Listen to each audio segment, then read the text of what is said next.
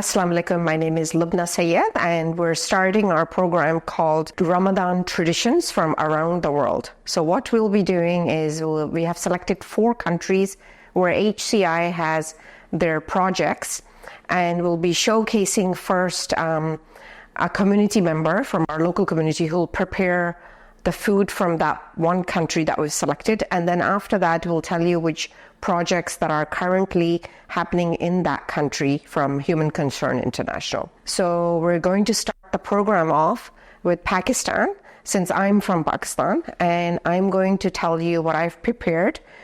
So in Pakistan, typically the main traditions are that the mom will prepare the sahari, the sahur, the night before, or at least get it prepared, and then everybody will wake up for sahur and then eat that. And then after that, for the breaking of the fast, which is the iftar, everybody will gather, and usually on the weekends the extended families will also gather and break their fast, and people try to actually meet as many family and friends as possible during Ramadan. That's just one of the Pakistani traditions that we have. And for some of the food, a typical Pakistani iftar, the food consists of all these items. So typically we would break our fast first with the dates, and then the red drink here, which is the Roo Afza. It's a combination of rose petal leaves. So it's like a syrup, and then you just mix it with water. So typically we would break our fast first with that, and then we would move on to the other food items, which would include pakora, which are, I've just made the regular pakora, but there are so many different types. So these are the regular ones, which just have like some spices, gram flour, and some onions.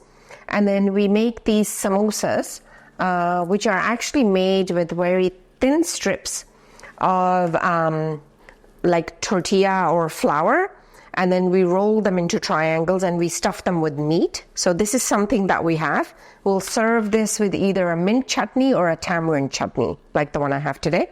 And then we also make these dumplings made out of gram flour. They're kind of like fritters, but then we put them, they're very light, and then we put them in a very thin yogurty mixture.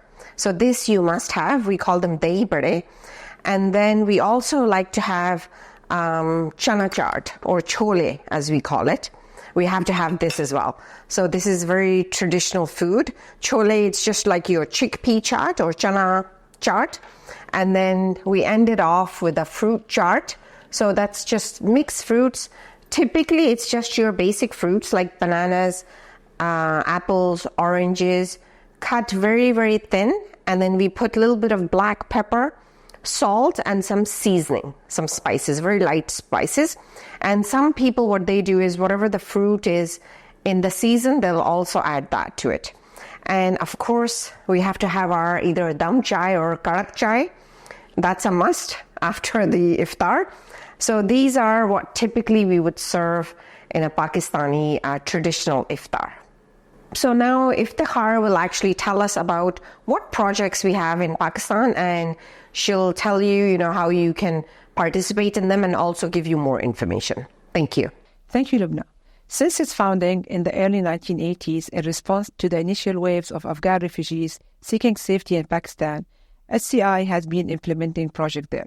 The Child Sponsorship Program, CSP, Emergency Relief, Health, Education, Livelihood, and Food Security were among the many programs that SCI went on to accomplish after that. SCI strengthened its response in order to develop sustainable solutions in the impacted areas in the wake of the devastating floods that occurred in October 2022. We have built 180 houses, 80 houses in Sindh and 100 in Punjab, giving almost 1,100 people decent permanent housing. We have been making significant investments to improve the educational opportunities for children from disadvantaged neighborhoods by providing for their basic necessities, covering the cost of their tuition, and taking care of their families. This is aligned with the primary objectives of our CSP, which are to ensure that children's education is secure and well-supported, to alleviate the financial burden of sending them to school, and to give their families the confidence to collaborate with us in securing their children's bright future. Another program area we have been working on in Pakistan is water and sanitation, where we construct water systems within schools, in rural regions, and in communities who rely on agriculture and livestock raising to provide access to clean water and meet their needs. Another year-round program that HCI delivers is food security, where we ensure that the nutritional needs of the families are addressed. We have added a vocational training component to our program in keeping with HCI's mission of moving beneficiaries from crisis to sustainability. Through this component, one person from each family will receive vocational training, be introduced to the workforce, and be given the confidence to secure jobs that will enable the family to become financially independent. Agriculture, breeding goats and chicken, and beekeeping are examples of different fields covered by the vocational training. We also implement our seasonal projects such as Ramadan, Qurbani, and the winter relief on a yearly basis. Because we reduce poverty by creating jobs, supporting local suppliers, and unifying communities, the work we do indirectly empowers the local economy and communities. Please keep contributing to our various program areas to help us continue to improve the lives of people in Pakistan. Back to you, Lubna. So we hope you enjoyed our first program for this series called Ramadan Traditions from Around the World. So we hope you've enjoyed Pakistan today, and next time we'll be featuring a different country. So we'll see you then. Thank you.